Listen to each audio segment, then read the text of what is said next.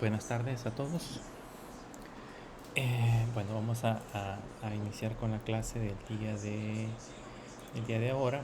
Eh, Hoy vamos a estar viendo hablando de los últimos elementos que tenemos del Aggregation Framework. Así que más o menos para repasar un poquito lo que vimos en la clase anterior, vamos a entrar a Mongo SH. Si se recuerdan, en la clase anterior estuvimos trabajando con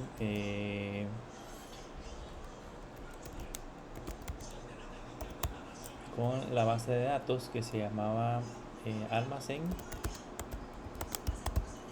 y en esa base de datos almacén estuvimos haciendo consultas un poco más complejas, haciendo uso del operador lookup, solo que pues nosotros nos insertamos por ahí una serie de documentos que nos permitían más o menos establecer una relación. Vimos los tipos de relaciones que normalmente utilizamos en SQL, adaptados a Mongo SH. En el caso, no es la idea original el que nosotros utilicemos relaciones entre datos. No es una base de datos relacional como tal. Si se recuerdan, es una base de datos no SQL. Pero en algunas ocasiones sí se hace interesante el poder almacenar información en colecciones diferentes por múltiples razones. Un ejemplo clásico son las redes sociales.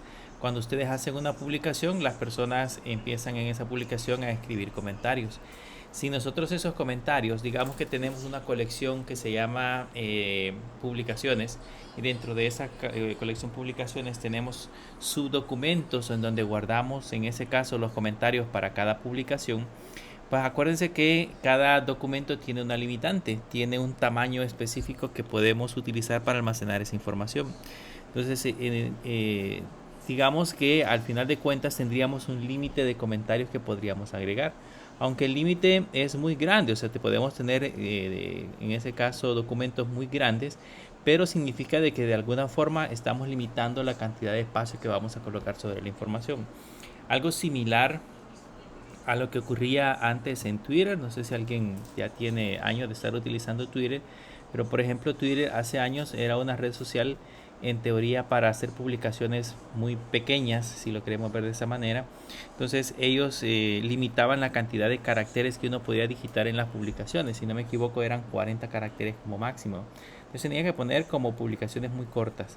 Con el tiempo eso fue cambiando. Ahora las publicaciones son un poco más extensas, pero en alguna medida, si nosotros colocáramos esas limitantes, por ejemplo, para los comentarios, eso nos haría que la publicación pues no fuese tan amigable como nosotros lo esperaríamos. En el caso de los usuarios empezarían a pues poner quejas sobre ese sentido. Entonces, para evitar ese problema y dejar de tener esas limitantes, lo que podemos hacer es que tenemos una colección que se llama publicaciones y nos creamos otra publicación que se llame comentarios, y en esa vamos almacenando en ese caso los comentarios, y lo que hacemos es vincular las publicaciones con los comentarios a través de un campo común, que en ese caso sería el campo ID. Algo similar como sucede en el caso de Mflix. Vamos a hacer aquí tenemos una base de datos que se llama Mflix, y si entramos a Mflix, se recuerdan que ahí tenemos una colección que se llama Movies. Esta colección Movies tiene otra colección que se llama Comentarios, que todavía no lo tenemos acá.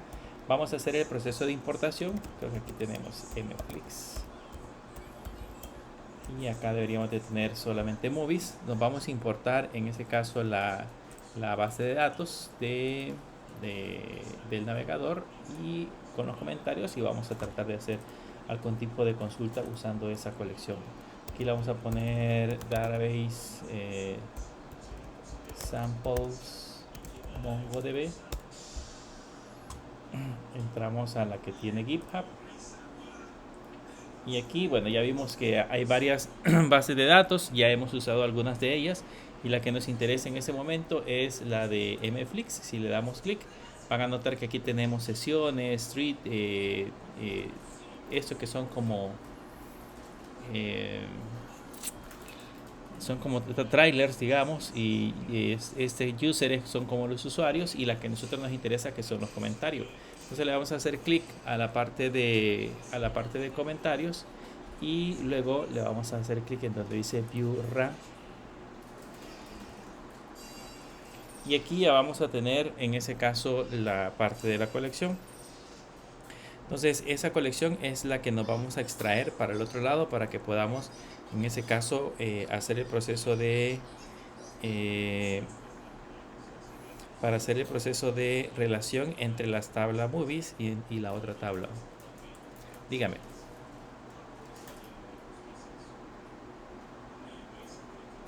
No, la que dice comentarios. De las que tenemos, la que dice comentarios, que es con la que con la que vamos a trabajar. Descargamos comentarios. Hacemos el mismo proceso, copiamos la URL y nos venimos a la consola, y en la parte de la consola pues ya sabemos de que vamos a utilizar el comando wget, pegamos el vínculo y eso nos va a descargar en ese caso la colección que estamos utilizando. En esa colección ya tenemos comentarios y tenemos movies. Para trasladar esa información al otro lado, hemos visto en clases anteriores que utilizamos el comando mongo import. Mongo import le ponemos -db, luego la base de datos. Si la base de datos ya existe, pues lo único que va a hacer es agregar la nueva colección, como en este caso.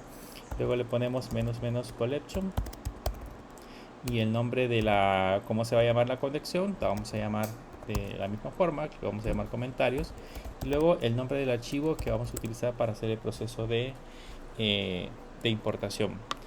Con esto ya estamos listos para jalarnos todos los comentarios que tenemos para cada una de las películas con las cuales hemos estado trabajando dentro de la parte de la colección. Si le damos enter, ahí se conecta y dice que hay un total de 50.534 documentos que vamos a estar utilizando para la parte de las colecciones. Vamos a ir a revisar si realmente hizo el proceso de importación. Entramos a MongoSH y en MongoSH pues ponemos en uso la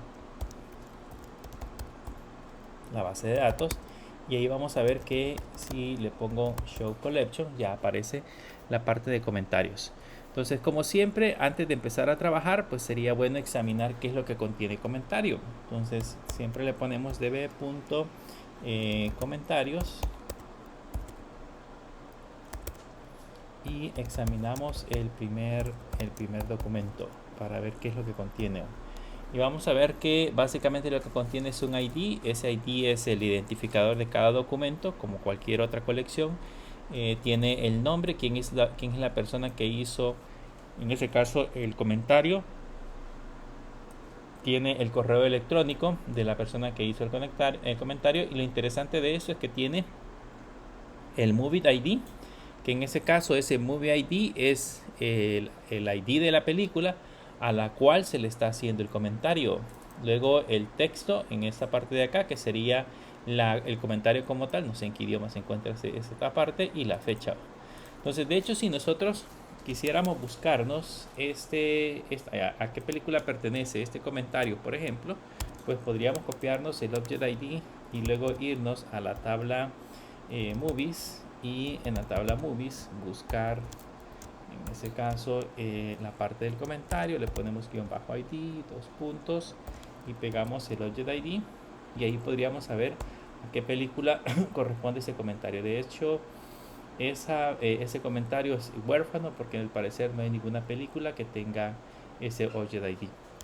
Pero bien, lo que nos interesa ahorita es buscar algunas películas y ver los comentarios de esas películas. Se le vamos a poner db.movies y vamos a utilizar el Aggregation Framework, y en el Aggregation Framework vamos a utilizar el operador que ya hemos estado viendo anteriormente, que se llama match, para crear en ese caso un filtro. Y en ese filtro lo que vamos a hacer es decirle que vamos a utilizar el campo título, y en el campo título vamos a utilizar una expresión regular. Recuerden que para las expresiones regulares yo le puedo poner diagonal diagonal y luego la expresión regular. Quiero buscar todas las películas que digan The Matrix, por ejemplo, y con eso le damos enter y ya deberían de aparecer todas las películas, solo que pues aparecen varias películas y con bastantes datos, así que para saber cuáles son las películas como tal, podemos utilizar en ese caso una proyección, y en la proyección decirle que el campo que yo quiero mostrar es el campo title.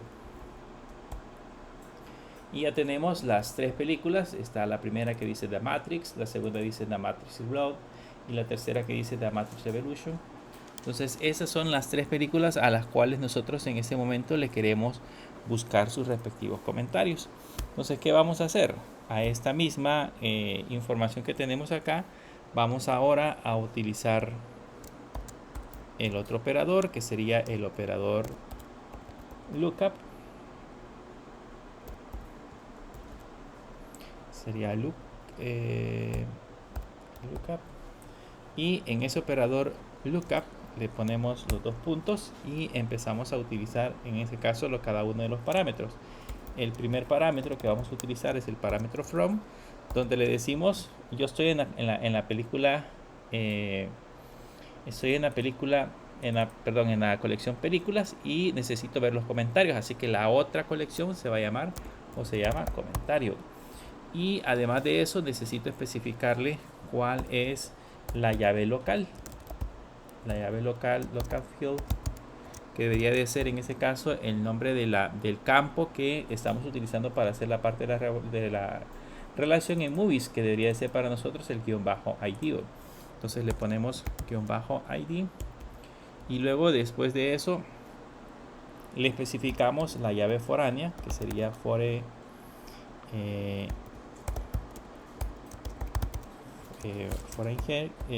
field, y en este caso aquí le ponemos el otro campo que, como ya vimos anteriormente, se llamaba movie-id.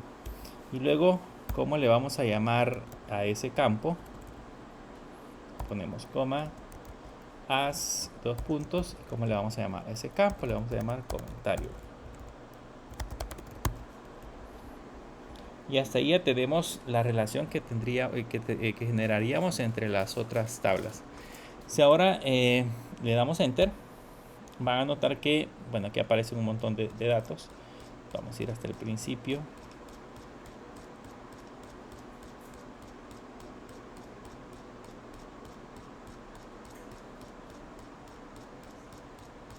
Por aquí creo que tenemos ya la consulta. Si se dan cuenta, son muchos comentarios para una sola película, pero pues esa era la idea, obtener los comentarios. Aquí está ya la consulta. Esta es la primera película, The Matrix, y ya nos aparece el campo que se llama comentarios, donde ya vamos a tener todos los comentarios especificados dentro de un vector. Entonces aquí ya puedo tener acceso a quién fue el que hizo el comentario. En ese caso ya puedo especificar quién es la persona que hizo también dicho comentario, el Object ID de la película, que si se dan cuenta concuerda con el que tenemos en la parte de arriba, y luego el comentario específico. Y así puedo seguir viendo todos los restos de comentarios que han hecho sobre esa película. Básicamente esa es la manera. Creo que los comentarios, no sé en qué idioma están, o no sé si son comentarios válidos, pero la idea es de que ya tenemos una serie de comentarios especificados para esa película. Esa es la manera más práctica en la cual nosotros podemos utilizar el comando lookup. Es muy bueno principalmente para este proceso, para que yo pueda tener 2 o 3 colecciones e intercambiar información entre esas 2 o 3 colecciones. Les quería mostrar esta parte de este ejemplo con una colección que podíamos descargarnos, no solamente la que nosotros nos creamos, sino una colección que ya se encuentra guardada directamente en la parte de la base de datos. Bien, veamos ahora otro elemento del Aggregation Framework. Me voy a pasar a la base de datos School para poder hacerles un ejemplo en esa base de datos. Se recuerdan que cuando nosotros, por ejemplo, en esta base de datos, en la colección usuarios, utilizábamos el Aggregation Framework, y en este Aggregation Framework utilizábamos un operador project. Y en ese operador project, por ejemplo, yo quería crearme un campo que se llamara nombre completo, por ejemplo. Y aquí en nombre completo yo podía utilizar un operador que se llamaba concap. Y ese concap le tenía que suministrar un vector ese vector podrían ser en ese caso los campos entre comillas dólar nombres, coma, le ponemos un espacio, coma, y le ponemos dólar apellidos. Entonces aquí ya tenemos un campo creado que sería en ese caso el nombre completo. Yo le puedo decir que quiero después mostrar, por ejemplo, los nombres 2.1 y quiero mostrar, por ejemplo, la edad 2.1. Entonces ahí ya tenemos en ese caso esos campos. Si ahora le doy enter, van a notar que ya aparece el Object ID, los nombres y la edad.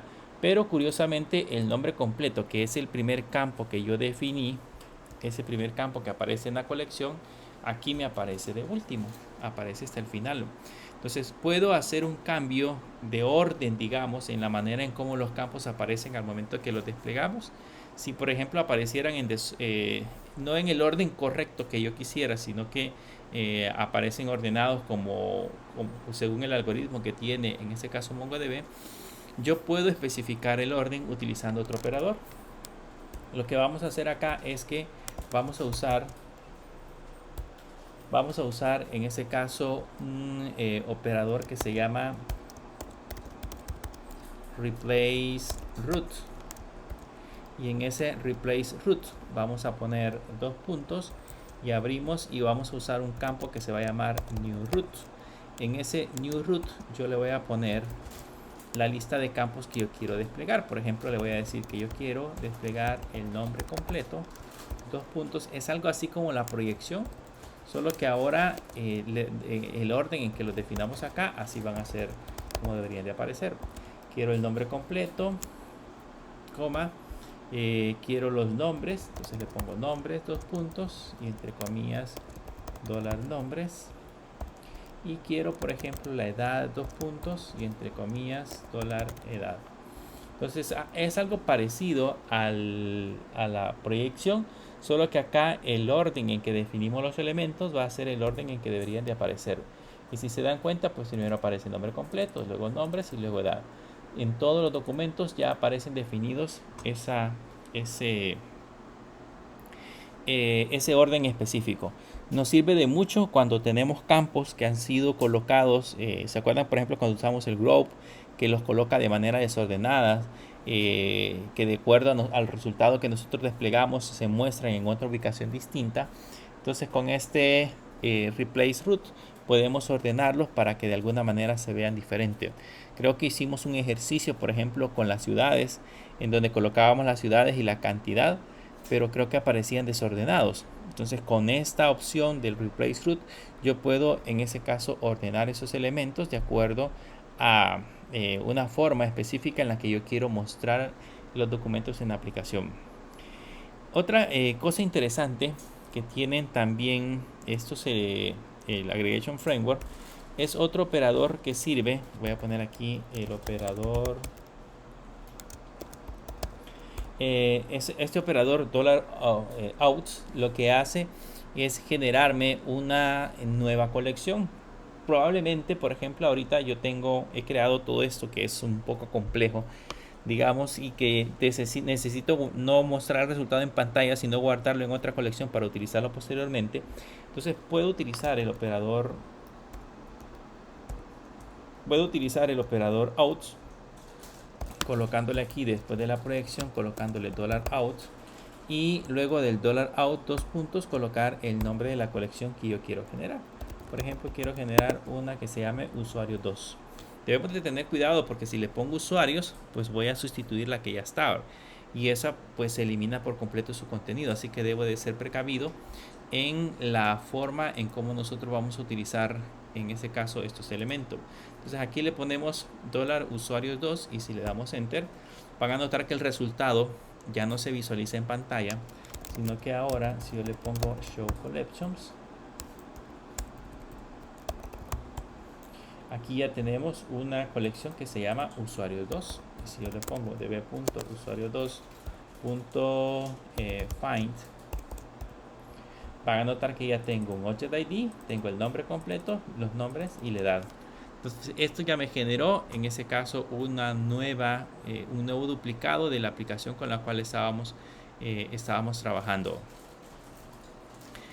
Veamos ahora, eso es con respecto al proceso de generar una nueva colección. Es muy útil, como les mencioné, cuando yo necesite tener como resultado nuevos datos o nuevas colecciones. Ya vamos a ver algunos ejemplos más adelante. Esta opción me sirve de muchísimo para poder hacer ese proceso. Veamos otro caso. Nos vamos a pasar ahora a la base de datos MFlix. Y digamos que en MFlix yo quiero, con el Aggregation Framework, quiero mostrar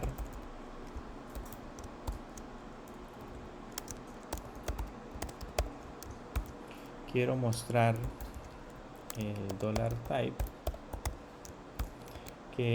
el type sería, el campo type, que sería en ese caso el campo de tipo de película que estamos tratando de visualizar. Si yo le doy enter, van a notar que el campo type dice que es movie, y si le sigo dando it, va a seguir apareciendo movie, y muchas veces aparecería la palabra movie. ¿Qué pasa si nosotros quisiéramos que apareciera solo una vez? La manera de poderlo hacer sería agrupándolo.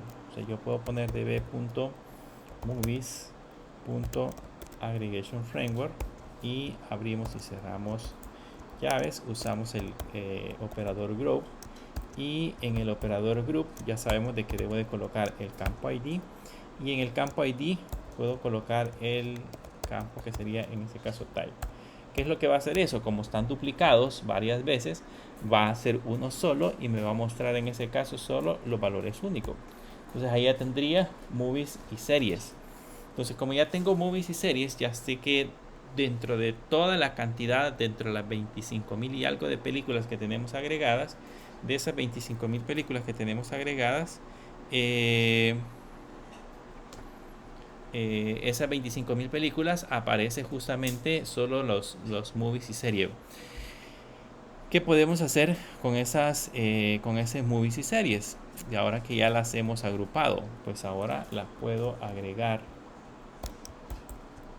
con el operador out. Puedo agregar a una nueva colección que se llame categorías. Y si le damos enter, ahí vamos a revisar qué es lo que tenemos ahora. Si le pongo show collection, ya vemos que tenemos una nueva que se llama categories.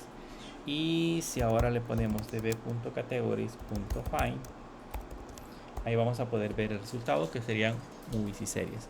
Ahora, el único detalle es que si se dan cuenta, en esta parte de acá el ID es movie y este otro ID es serie. Si yo lo puedo dejar de esa manera, si yo quisiera, para hacerlo el valor como un identificador, si lo quisiéramos hacer así. Pero probablemente, o lo más común, es que tengamos un ID con un valor generado y luego aparezca el nombre de la categoría. De hecho, el campo ID no sé a qué se refiere. Entonces probablemente yo necesito que aparezca una categoría específica. Entonces, ¿cómo vamos a hacer para podernos quitar en ese caso esa parte del ID? A la consulta anterior, donde agrupábamos antes de generar la salida, aquí a esta consulta yo le puedo agregar un project. Se acuerdan de que puedo hacer un proceso de proyección, y en ese project puedo decirle que voy a crear un campo que se llame category, y ese category va a ser igual a el $-id. Y si le doy enter, ya tenemos ahora ID movies y category dice movies y series. Pero nosotros no necesitamos el ID, porque entonces si lo insertamos va a volver a suceder lo mismo. Nos va a quedar ID movies, categoría movies, y no tiene sentido que lo hagamos de esa manera. Entonces tengo que ocultar en ese caso el ID. Entonces, ¿qué hacemos acá? En la proyección le decimos que el -ID 2.0 para poder ocultar en ese caso ese valor. Con eso que ya ocultamos, ahora ya le puedo agregar de nuevo a la consulta el $out, dos puntos y entre comillas categories Y ahí le damos enter. Y ahora sí, si vamos a revisar las colecciones, ahí tenemos siempre la colección categorías. .find. Y si observan, ahora ya tienen un Object ID y tiene la categoría Movies y la categoría Serial. Entonces, esto ya lo hace un poco más fácil de entender y un poco más fácil de manipular. Ya puedo, digamos, esto me puede servir para que en una aplicación móvil o una aplicación de filtros, por ejemplo, pueda mostrar las categorías, aunque internamente en la colección principal la categoría la tengo almacenada con un texto. Con esto ya puedo filtrarlos para que en lugar de que aparezca el texto me muestre en ese caso el nombre de la categoría y yo pueda, por ejemplo, mostrar ese listado de categorías y guardarlos posteriormente en la otra colección. Entonces, para no estar creando una consulta cada vez que necesite mostrar esos dos elementos, no estar creando una consulta directamente en Movies. Ahora, hay que tener cuidado porque si se dan cuenta, cada vez que se ejecuta el out, automáticamente sobrescribe todo el contenido de la colección categorías y este ya nos queda vacío. O sea, ya quita lo que teníamos anteriormente y sustituye la nueva parte. Así que podríamos eliminar algún tipo de valor. Veamos otro campo. Voy a ver en Movies. Voy a ver el primero. Vamos a revisar, por ejemplo, este campo que se llama Countries. Si se dan cuenta, en el campo Countries tengo la colección que se llama, tengo el primer resultado, dice que el país es USA. Si vamos a buscar en todo el resto de documentos, por aquí vamos a encontrarnos countries, este dice que es USA. Vamos a poner en el filtro, vamos a ver solo ese campo.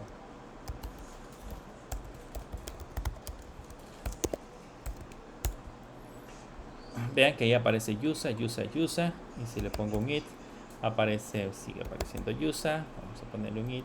Aquí ya, por ejemplo, apareció la Unión Soviética y así sucesivamente. Entonces ya van apareciendo. De hecho, si sigo mostrando más campos, van a ver que van a aparecer otros nombres de países. Entonces, ¿qué pasaría, por ejemplo, si yo quiero hacer ese mismo proceso utilizando ese campo que se llama countries? Digamos que quiero separar el listado de países que tenemos agregados ya a la colección de movies. Aquí hay algo interesante porque si se dan cuenta, countries corresponde a un vector. Y para entender su contenido o para ver cómo lo podríamos manejar, le voy a poner un db.movies. Y vamos a trabajar con el Aggregation Framework y voy a utilizar el parámetro group para poder sacar el valor único y abajo adentro le vamos a poner el $-id, $-id 2 puntos y el nombre del campo que sería countries. Y vamos a ver cuál es el resultado que obtendríamos. Y si se dan cuenta, aparecen todos los resultados, solo que dice Finlandia, UK, Germania, Sweden, Francia. Y vamos a ver que, por ejemplo, Germany está duplicado. Aquí aparece otra vez Germany, aquí aparece otra vez Germany. En el caso de Francia, aquí aparece otra vez Francia. Y probablemente lo mismo sucede con USA. Aquí aparece USA y aquí aparece USA. Pero ¿cuál es el problema? Que el campo que estamos utilizando, que es country, básicamente es un vector. Como es un vector, significa de que la película fue creada, por ejemplo, en ese caso en Brasil, Finlandia y Germania y Alemania. Por ejemplo, fue filmada en Grecia, Francia, Alemania e Italia. Entonces aparecen varias veces los campos. ¿Qué podemos hacer para poder, en ese caso, crearnos una consulta que me permita nada más filtrar los nombres de los países, pero partiendo de este vector? Si se recuerdan, ya hemos utilizado previamente el comando que se llama, o el parámetro unwin, que es parte del proceso que teníamos anteriormente dentro de la aplicación. Entonces voy a poner otra vez el db.movies.aggregationFramework. Esa es la parte que siempre debemos de considerar. Cada vez que tengamos un problema, analicemos primero el documento y veamos qué cosas puedo hacer. Como ya, por ejemplo, acá ya vimos que el campo countries corresponde a un vector. Entonces lo único que se me ocurre por el momento es que ese vector lo vayamos a descomponer en documentos individuales, que es lo que hace el operador unwin. Y aquí le decimos el campo que vamos a descomponer, que sería el campo countries. Esto, si le damos enter, nos va a dar como resultado que ahora el campo countries, así como lo ven acá, ya no es un vector, sino que ya es un campo común. Si voy a revisar en la parte de arriba otro documento, aquí otra vez country es un campo común. Entonces ya voy a tener para cada uno la parte de countries, la voy a tener por sí sola. Ahora sí, ya puedo hacer el proceso de agrupación. Vean, siempre parte por parte. Voy por el group.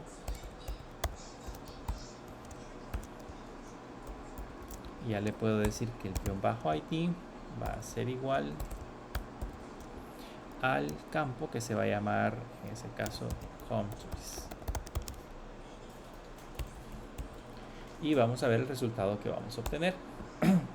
Y ahora sí, ya tenemos un listado de países, pero individuales. O sea, ya solo aparece, por ejemplo, voy a ponerle más it, Israel, India, Colombia, Haití, Nepal, el Congo, etcétera, etcétera. Aparecen todos los campos. Vamos a ver Estados Unidos, que creo que debería de aparecer al final. No están ordenados, pero ya no se repiten. La idea principal es que ya no se repiten esos valores. En este caso, por ejemplo, USA, aunque no lo logro ver, debería de haber aparecido en una sola línea y ya no repetido como lo teníamos anteriormente, que aparecía varias veces, sino que solamente una tan sola vez al momento que nosotros generamos, en ese caso, la parte del listado.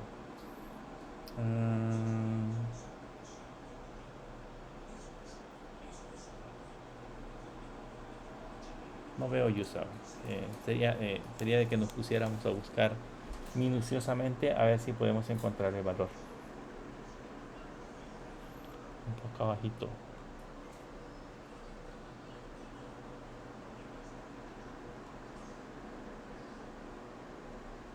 Aquí está. Ok, entonces si se dan cuenta ya es único, ya no aparece repetido. Entonces ahora que ya tenemos este listado de valores agrupados, el siguiente paso debería de ser convertirlos en un ID, porque si se dan cuenta aquí aparece ID, pero pues, si lo dejamos así ya vimos que nos ocasiona problemas al momento de generar el proceso de migración de la aplicación. Entonces pasamos y lo convertimos en un project, y en ese project le decimos que el campo que se va a llamar country va a ser igual al $_ID. Ok, entonces con eso ya cambiamos y ahora ya tenemos ID, aparece ID el nombre del país y country con el nombre del país. Nos ocultamos en ese caso el ID, le ponemos -ID 2.0 para evitar que aparezcan esos nombres. Ya tenemos ahí eliminados los valores y ahora solamente le ponemos acá coma y utilizamos el operador out. Y acá ya le podemos decir que la nueva colección se va a llamar countries y le damos enter. Entonces con eso ya si revisamos show collection ya tenemos ahora guardados solamente los nombres de los países. Con eso ya no tenemos que estar generando una consulta compleja para mostrarla en un listado dentro de una aplicación, sino que solamente nos vamos a la colección que sería a la colección countries, ya le ponemos .find por ejemplo, y eso me devuelve todos los nombres de los países que hemos almacenado directamente en la parte de la colección. Si queremos contar cuántos países hay, le ponemos com y hay un total de 158 países registrados en la categoría en la colección que se llama movies.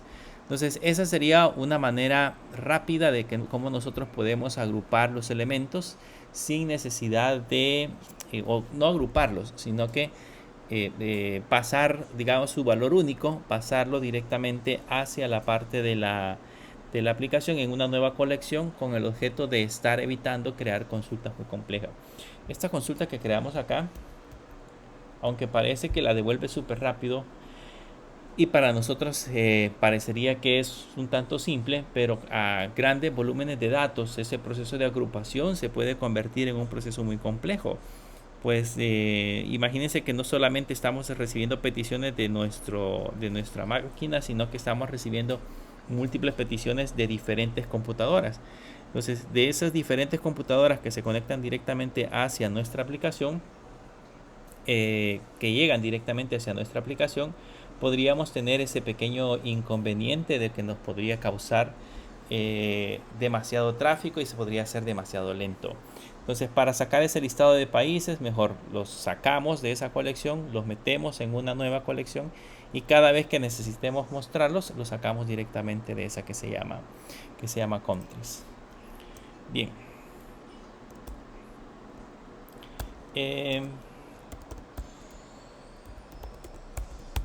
De esta colección que se llama Movies, si no me equivoco, tenemos 23.539 documentos, ¿ok? Otra utilidad que tiene el Aggregation Framework, hay otro operador que se llama $sample. Se lo voy a mostrar primero qué es lo que hace y después les explico dónde lo podríamos aplicar. Puedo poner el Aggregation Framework y dentro de él utilizar el operador sample, y dentro del operador sample ponerle un operador que sería en este caso size, o un parámetro que se llama size, y 2.1. Le damos enter. Vean, voy a poner solo el título para poder examinarlo mejor. Le ponemos $project, 2 puntos, y aquí le colocamos el title 2.1. Bien, vean, ¿qué es lo que hace este operador sample? Básicamente lo que hace es obtener de los 23.000 y algo que teníamos de documentos, vimos que eran 23.539 documentos. De esos 23.539 documentos me genera un documento al azar, en ese caso digamos una película al azar. Ahí automáticamente cada vez que yo lo mando a ejecutar me devuelve un valor totalmente distinto. Yo creo que no sé si todavía está, pero hace bastante habían agregado, me recuerdo, una opción en Netflix que uno le daba ver película al azar y le generaba un título aleatorio. Lógicamente el algoritmo es un poco más complejo, pero digamos de que esta podría ser una alternativa. Yo tengo un listado de películas y de ese listado de películas yo quiero generar o que me devuelva una película al azar por cualquier motivo. Esta podría ser una opción. Pero esto es con películas. Imaginémonos que tenemos una colección donde hay un número determinado de jugadores de un concurso que nosotros estamos realizando o de algún tipo de evento que nosotros estamos realizando y necesitamos sacar un concursante al azar cualquiera. Esta podría también ser una buena opción, porque voy a obtener los datos completos de un documento. Imagínense que guardamos nombre, dirección, teléfono, edad, etcétera, etcétera. Entonces quiero extraer toda esa información de manera aleatoria para poder obtener o poder dar un posible navegador. Entonces, un posible ganador, perdón. Ese sería en ese caso el ejemplo clásico que nosotros podríamos utilizar en este example. Lógicamente, aquí yo le he puesto que el tamaño del valor al azar sea 1, pero yo le puedo, por ejemplo, cambiar y ponerle 2. Y ya me devuelve 2 películas al azar. Vean que aparece la primera generada al azar y la segunda también generada al azar. Esta otra también son 2 películas generadas al azar. Y así podría en ese caso cambiar el tamaño. Digamos que en lugar de colocarle 2, ponerle 4 por ejemplo. Y vean, ya me generan 4 películas generadas totalmente al azar. Con eso, con este sample, ya pues básicamente estamos generando algoritmos que nos permiten en alguna medida ser un poco más explícitos cuando trabajamos directamente con la parte de la aplicación. Una cosa que no les mencioné era el hecho de la cantidad de recursos que podemos utilizar cuando hacemos consultas complejas utilizando el lookup. En ese caso, así como el ejemplo anterior, déjenme buscarlo.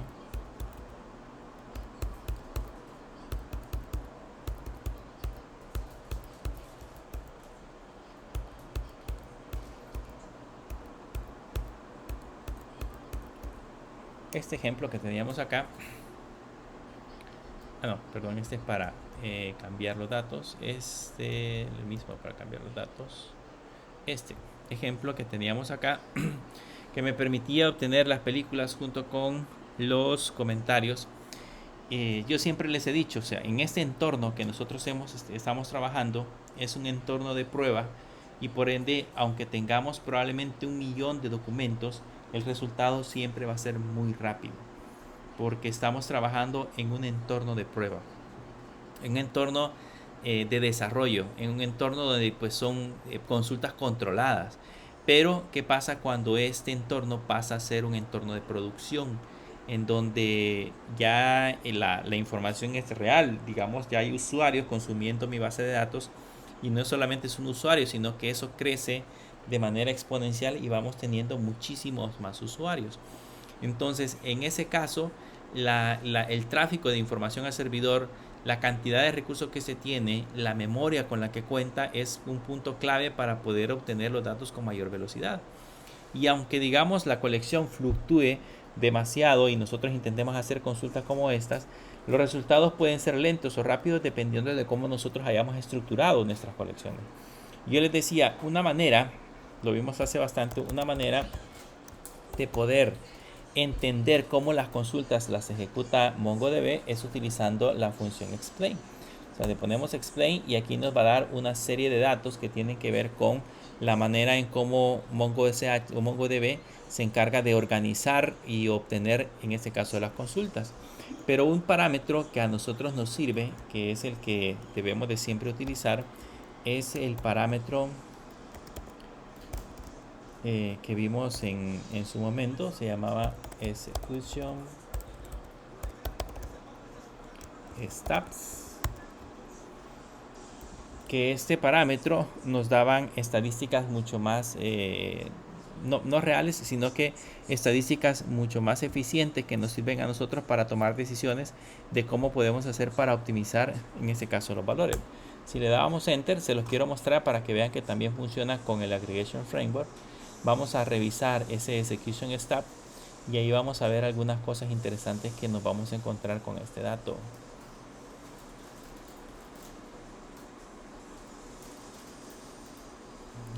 Por acá vamos a tener el execution step. Aquí está el execution step. Y si se dan cuenta, entre las cosas muy curiosas que lo que acabamos de ver es de que la cantidad de tiempo que se tarda para ejecutar nuestra consulta es de 38 milésimas de segundo. Son en este momento milésimas de segundos que para nosotros diría pues no es ni siquiera un segundo que se tarda en devolvernos los resultados. Pero vuelvo al punto del hecho de que nuestro entorno es un entorno de prueba, no es un entorno en producción. Entonces hay muchas variables que en ese entorno de prueba no están consideradas, a no ser que nosotros hagamos o ejecutemos alguna herramienta que permita generar estrés en este servidor, o sea, que permita enviar múltiples peticiones y así nosotros poder probar su rendimiento. Caso contrario, no tenemos un punto de medida real. Pero esto sí nos puede dar una idea, y que este 38 segundos, milésimas de segundos que tenemos acá, más adelante, conforme la información crezca y el tráfico vaya creciendo, se pueden convertir no en segundos, sino que no en milésimas de segundos, sino que en segundos o incluso en minutos. Y eso puede hacer que los usuarios ya no tengan la confianza adecuada a nuestra aplicación. Hoy tenemos un problema con las aplicaciones en la web, que los usuarios siempre quieren que las cosas sean como a un clic. Yo hago un clic y el sistema no debería de tardar tanto para poder mostrar mi información. Debería de ser tan rápido que solamente hago el clic y la información se empieza a desplegar. Cosa que cuando surgió la web hace muchísimos años, eso pues para un usuario era bastante común hacer un clic y esperar cierta cantidad de segundos para que le devolviera el resultado.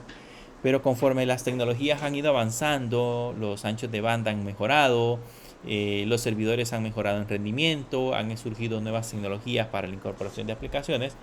Las aplicaciones se han ido haciendo un poco más rápidas y eso ha hecho que los usuarios, incluso los nuevos usuarios que no conocen el viejo internet, eh, requieran que las aplicaciones funcionen casi que en tiempo real. Entonces esos 38 milésimas de segundo podrían convertirse en fácilmente segundos y fácilmente en minutos, lo que haría que los usuarios pierdan la fiabilidad en nuestras aplicaciones y se vayan. Se imaginan en Netflix, me pongo a buscar una película, le coloco el título y se tarde 5 minutos en devolverme el resultado, pues ya no lo hago, porque no voy a estar ahí esperando 5 minutos para que la máquina me devuelva el nombre de la película que yo ando buscando. Si ustedes se dan cuenta, cuando hacen búsquedas en ese tipo de gestores, conforme ustedes van digitando, automáticamente van apareciendo los resultados. Y eso debido a cómo se optimizan esos datos. ¿Qué cosas podemos hacer acá para disminuir esos 38 segundos que tenemos aquí? Varias cosas. Tendríamos que leer en ese caso los datos, principalmente porque tenemos un campo proyectado que se llama comentarios, y aquí podríamos empezar a revisar probablemente algunos, vean que aquí está usando un índice que se llama título, pero en el caso de, si usa un índice que se llama título, pero en el caso de la otra consulta que teníamos ahí, que en ese caso está usando el Movie ID, ese Movie ID no se encuentra indexado. Si revisamos los comentarios,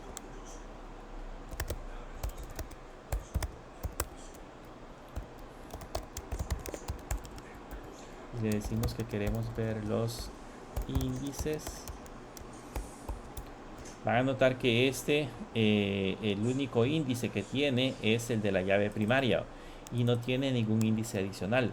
Significa que para que eso funcione bien, nosotros deberíamos de al menos crearnos un índice, ponerle un create index para esta tabla, en donde el campo que vamos a indexar sería el movie-id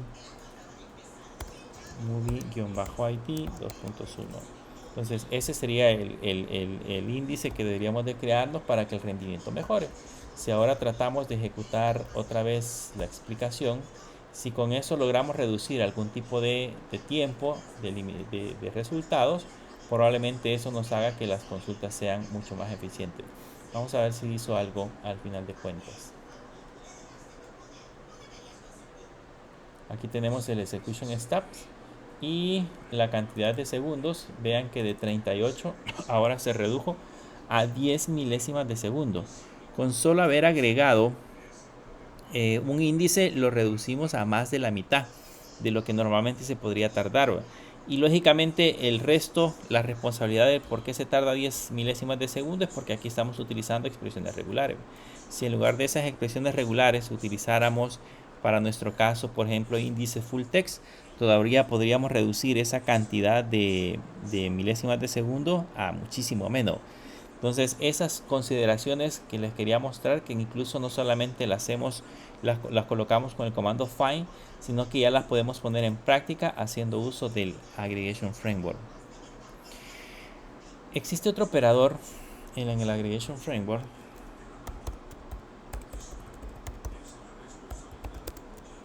que nos permite en ese caso contar. Yo les puse, por ejemplo, lo voy a poner aquí, db.movies.aggregationFramework. Digamos que voy a utilizar el operador project por el momento, que sería el más rápido de poder colocar. Voy a poner el operador project y voy a poner, por ejemplo, el campo title. Ok, pero si se dan cuenta, si yo le pongo, por ejemplo, count en esta parte de acá, me dice que esa función no existe para este Aggregation Framework. Entonces, ¿cómo puedo hacer para contar la cantidad de documentos que tenemos dentro de una aplicación? Para eso existe, dentro del Movies, existe un Aggregation Framework, o existe un operador que se llama count.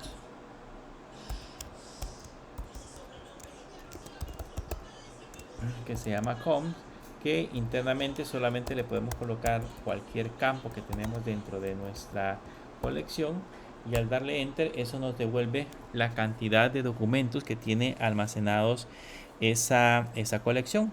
Esa es una forma de obtener en ese caso esa parte del conteo de datos. Quizás es la manera muchísimo más fácil de poderlo hacer. Lo mismo podríamos hacer aquí, contar en ese caso la cantidad de elementos que vamos a devolver en esa sección. Aquí le podría poner en este caso $count, dos puntos, y decirle que el campo por el que lo voy a el campo que voy a contar en ese caso es el título. Perdón, tenemos el execution steps, tiene que ser así. Aquí le ponemos una coma, si no me equivoco, vamos a ver si no, sí, así sería. Le ponemos una coma, le ponemos el título y ahí nos dice que la cantidad de documentos contados a través del título son 3. Si yo quisiera contar en ese caso los comentarios, igual los comentarios ahí me parece que son 3. Si contáramos por ejemplo el movie -id, de ahí por la cantidad de documentos que estamos generando, se recuerdan que son 3 porque básicamente los comentarios están puestos sobre un subcampo. Entonces esa es una manera en la que nosotros podemos contar documentos, pero también lo podemos hacer haciendo uso del grow, que es otra forma de poder contar documentos. Yo le puedo poner que en ese caso en el aggregation framework le puedo decir que me agrupe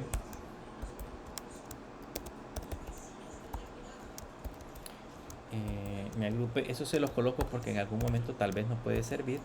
Le puedo decir que me agrupe por los campos nulos, por ejemplo, y luego le quiero colocar un valor total, y en ese total yo le puedo decir que sume, que use el operador sum 2.1. Entonces aquí si le damos enter vamos a obtener que el total de documentos son 23.539. Y alguien podría decir, pues para eso mejor utilizo el count, que me da lo mismo. Pero en este ejemplo yo he puesto que cuente. Pero ¿qué pasa si por ejemplo esto son totales, por ejemplo, y queremos calcular en ese caso, tal vez tenemos el precio unitario y la cantidad en compras, y yo quiero sacar el total de todas las ventas, por ejemplo, emitidas en el día. Imagínense que ahí tenemos ventas por días. Entonces yo quiero sacar todas las ventas emitidas en un día. Puedo utilizar el match para colocar la condición, y luego del match puedo utilizar el grow para nada más totalizar los campos cantidad por precio, y eso me tendría que dar el resultado que tenemos actualmente en pantalla. Debería de no sumar sino totalizar al final de cuentas el resultado. Esa es una utilidad que le podríamos dar al comando group. Por eso les pongo como ejemplo acá que se puede contar, pero no solamente contar, podríamos totalizar o hacer cualquier otro tipo de operación como lo hemos aprendido en clases anteriores. También existe otra manera de poder contar. Yo le puedo poner el comando, hay una función que se llama run command, y dentro del run command puedo utilizar en ese caso el count y decirle que la colección en la que quiero devolver la cantidad de documentos es la colección movies. Esa también es otra manera de poder contar cantidad de documentos. Le ponemos run command y luego el count movies, y también permite en ese caso devolver la cantidad de documentos. Y de aquí, por ejemplo, puedo agregarle incluso una condición. Puedo poner una coma y ponerle un query, que sería en ese caso como una consulta, pero colocando en ese caso una condicionante. Le puedo poner en ese caso type, que es el campo, y decirle que me muestre cuántas películas hay. Entonces le pongo type movie y le damos enter. Aquí me falta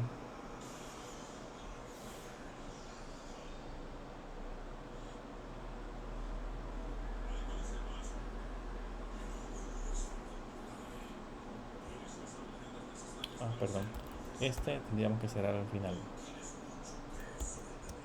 así. Entonces ahí me dice que de películas hay 23.285.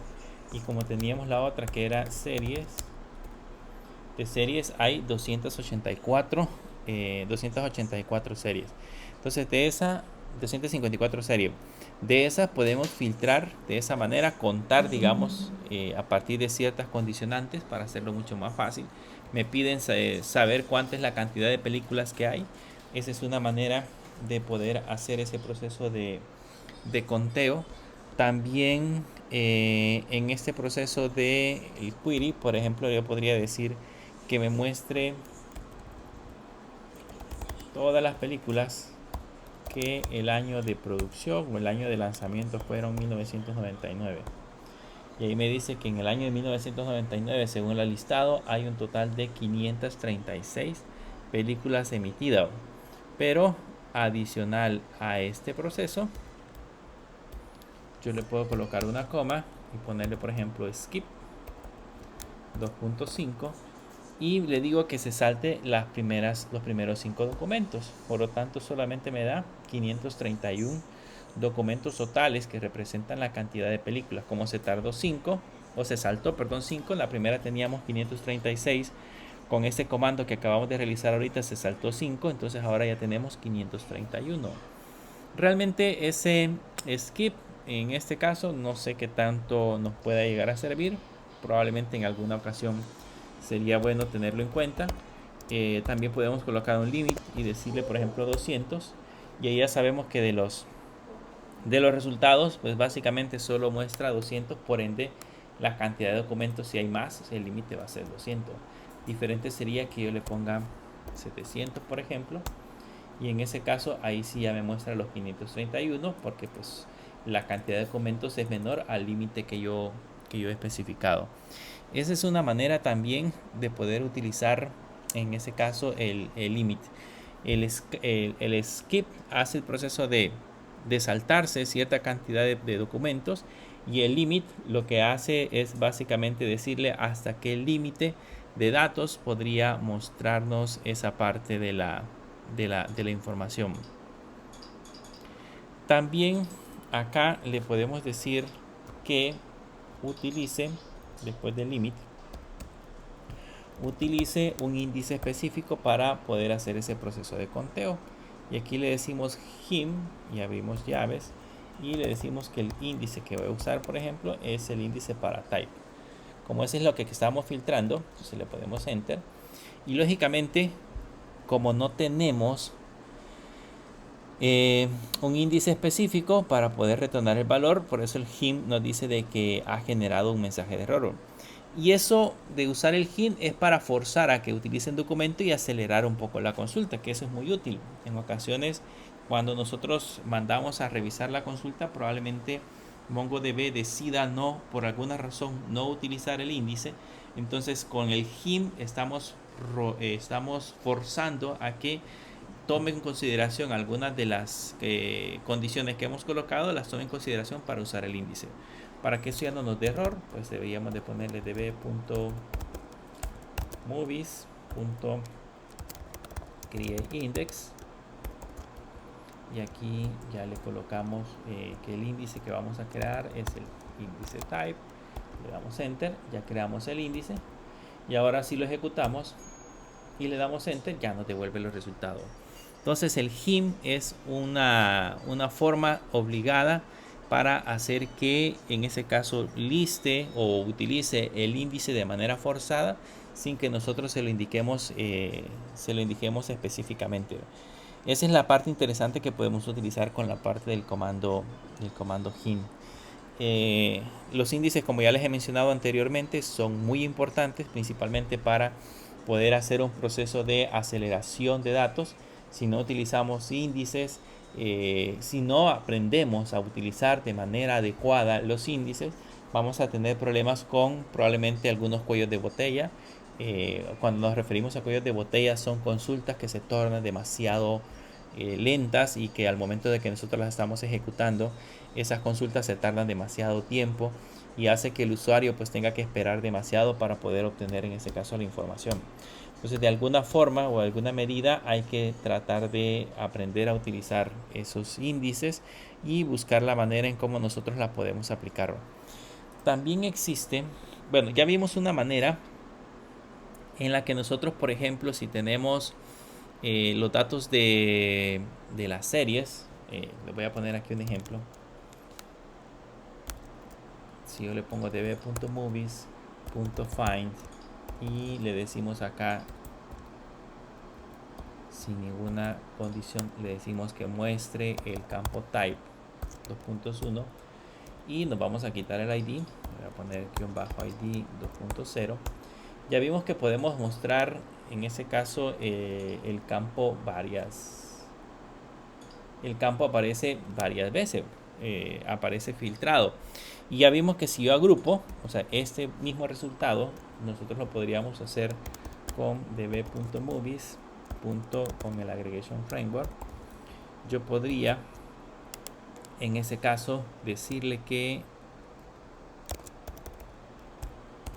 agrupe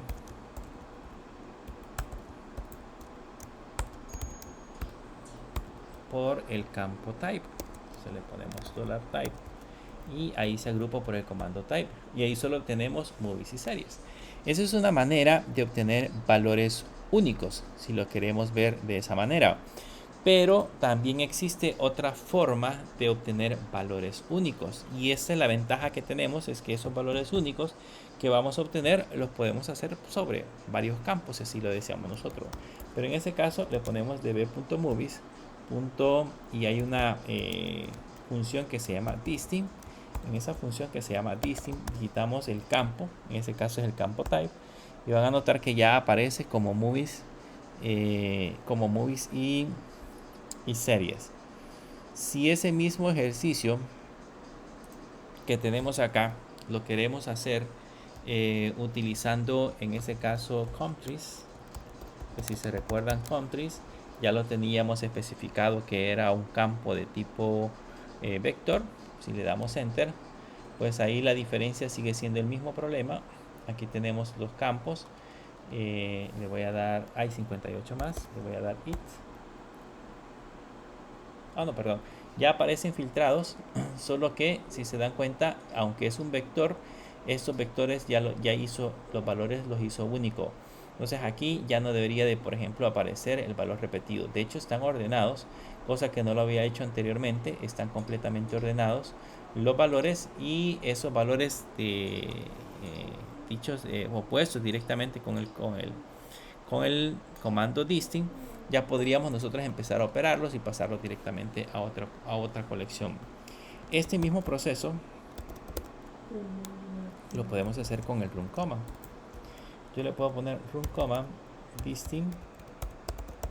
Creo que alguna vez, no sé si alguna vez utilizaron el parámetro distinct cuando estaban utilizando SQL, pero en el caso del parámetro distinct en SQL hace exactamente lo mismo. Yo le puedo decir aquí a qué colección le quiero aplicar ese proceso y cuál sería el campo que voy a utilizar para poder, en este caso, distinguir los valores. Entonces ahí le ponemos type distinct, está mal escrito.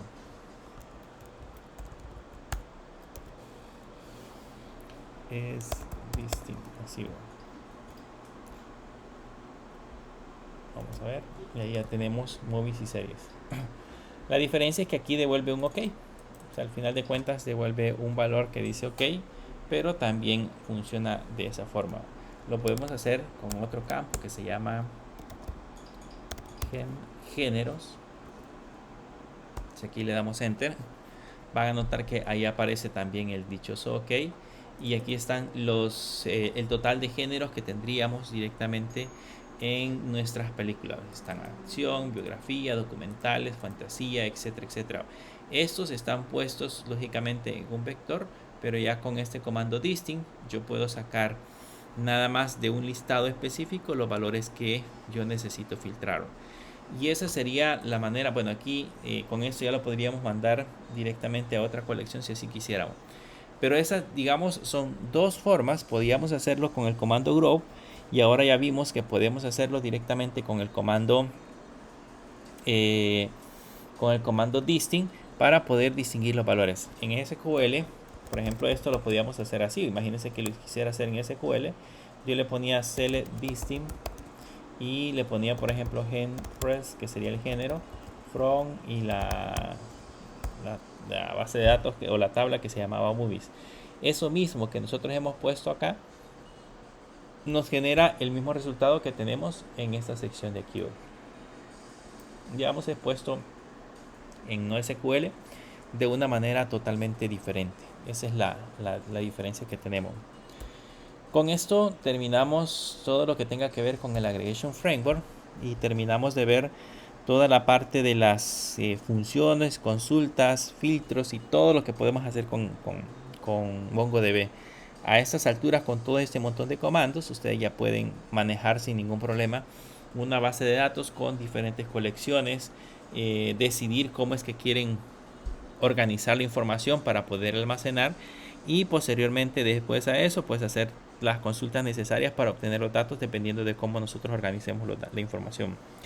En las próximas, bueno, nos hace falta ver todavía algunas clases que tienen que ver con copias de respaldo y tienen que ver con la parte de la seguridad de los datos, pero ya en el próximo periodo nos vamos a empezar a trabajar con un framework que se llama de JavaScript que se llama Express. Vamos a empezar a trabajar con Express y vamos a empezar a trabajar con JavaScript. Un poquito de los conocimientos que vamos a adquirir en la otra materia de programación web 1 de JavaScript lo vamos a implementar en el uso de la API al otro extremo. Entonces vamos a llevar como a la par ambas materias para poder entender un poco cómo funciona. Pero pues básicamente eso sería toda la parte del contenido que debemos de tomar en cuenta en el caso de MongoDB. ¿De qué vamos a hablar en la próxima clase? Vamos a hablar acerca de seguridad. Y es una cosa importante porque si se dan cuenta, si yo me salgo ahorita de MongoDB por alguna razón y dejo mi computadora, imagínense que estoy en el trabajo cualquiera, en cualquier lugar, y dejo mi computadora y pues tengo que ir a otro departamento a atender una emergencia o me han llamado por algún requerimiento especial dentro de otro departamento y dejo mi computadora encendida y llega un tercero, cualquier persona, y escribe Mongo SH y le da Enter, pues él probablemente tenga, primero, pues debe de tener conocimientos en MongoDB, pero probablemente con eso ya logró entrar a la base de datos. Y desde aquí él entra como administrador, por lo tanto aquí puede ver todas las bases de datos, puede en ese caso entrar a cualquier base de datos y puede ver en ese caso incluso las colecciones, puede visualizar el contenido de las colecciones y puede modificar el contenido de las colecciones. Y ustedes saben que la seguridad es un aspecto muy importante que debemos de tomar en cuenta. Debemos de alguna manera tratar de proteger la información que nosotros vamos a tener en las bases de datos. Se han dado casos muy alarmantes en donde empresas, en ocasiones empresas muy grandes, han tenido pequeños agujeros de seguridad, son digamos pequeños descuidos, y esos descuidos han sido aprovechados por terceros para poder incluso secuestrar la información. De alguna manera ya han obtenido acceso a los datos y los han descargado o han hecho cualquier tipo de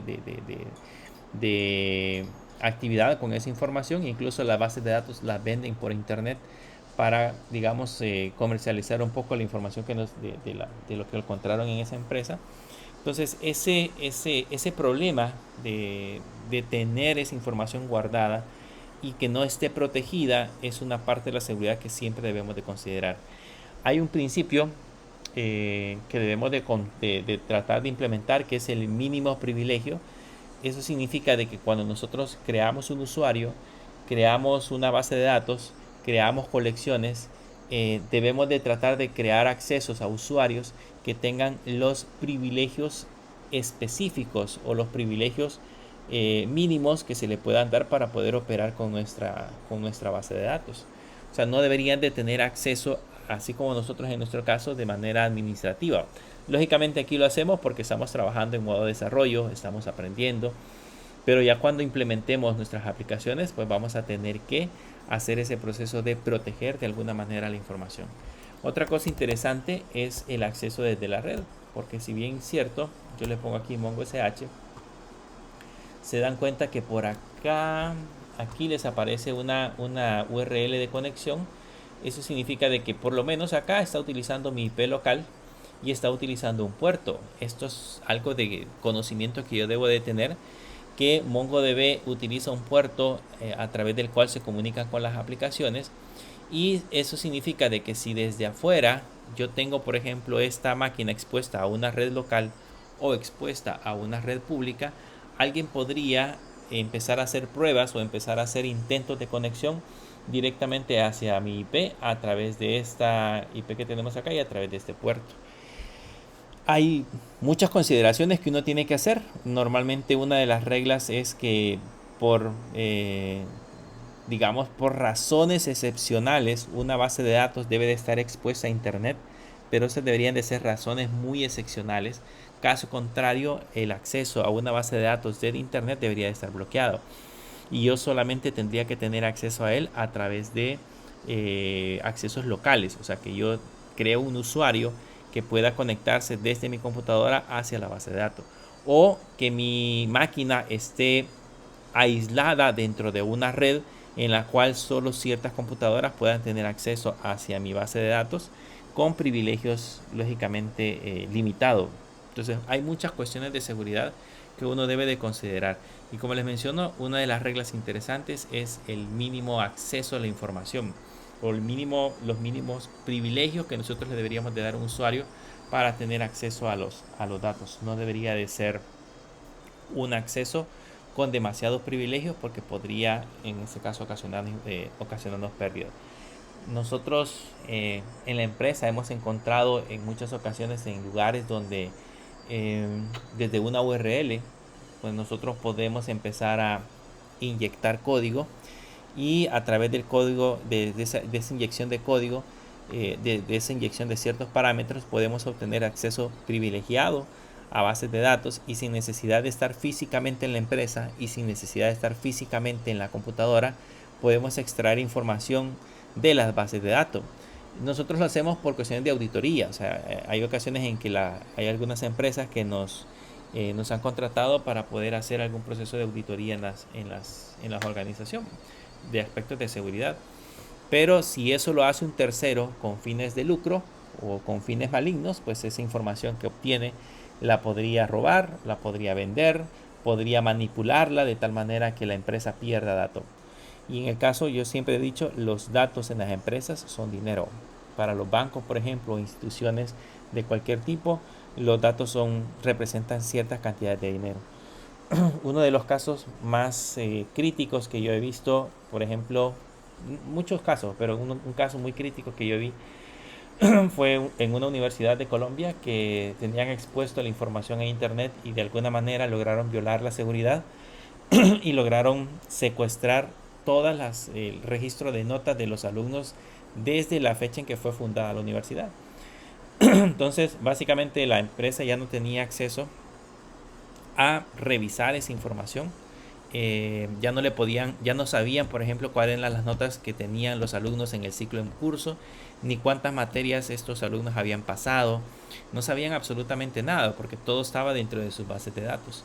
Y lo que requerían los piratas era, no sé si $1 millón, no recuerdo cuánto era la cantidad de dinero que requerían para poderles devolver los datos. Básicamente estaban como secuestrados.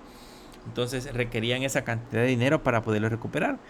Y no sé si al final de cuentas, porque si ya no le di seguimiento a la noticia, si la universidad terminó pagando o si terminó cerrando. Porque pues, si no lo puede pagar, o si no tiene recursos para poder pagar esa cantidad de dinero, y no tiene los datos que son su fuente primordial para poder tener en funcionamiento toda la universidad, pues es bien difícil. Y son simples, pequeños problemas de seguridad. O sea, un pequeño detalle que se pudo haber dejado de un usuario con contraseñas débiles, o un usuario expuesto, o una persona que tenía ciertos privilegios y que no debería de tenerlos, y pues por alguna razón lograron robarles esas credenciales, Entonces esos pequeños agujeros hacen de que nosotros podamos exponer información muy crucial. Así que si somos encargados de bases de datos y somos los responsables de toda esa información, debemos de alguna medida tratar de protegerlos. Y eso es lo que vamos a aprender en MongoDB. Les voy a enseñar cómo es que MongoDB tiene ese sistema de privilegios para poderle otorgar permiso a los usuarios desde diferentes puntos de acceso.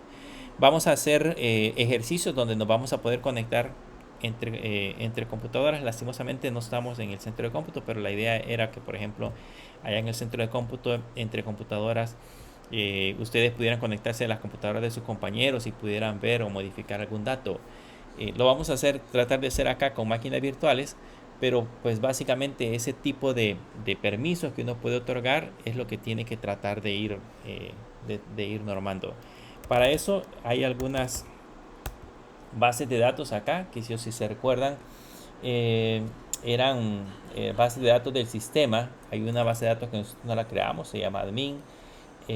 Config es una base de datos que no creamos nosotros. Local es una base de datos que nosotros no hemos diseñado. De ahí el resto sí las creamos nosotros.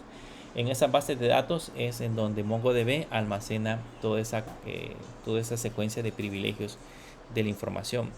Entonces esas son las que vamos a aprender a manejar, a crear usuarios, a crear permisos, a crear privilegios, otorgar privilegios, entre otras cosas. Todo como administra el sistema de permisos MongoDB.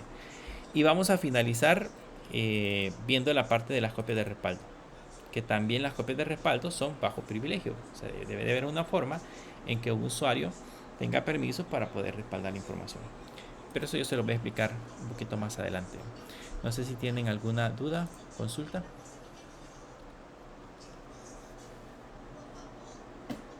¿Preguntas?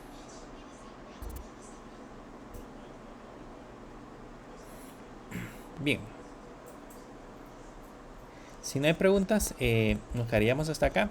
Y en la próxima clase sería, bueno, el día de mañana, empezamos a ver ya la parte de seguridad.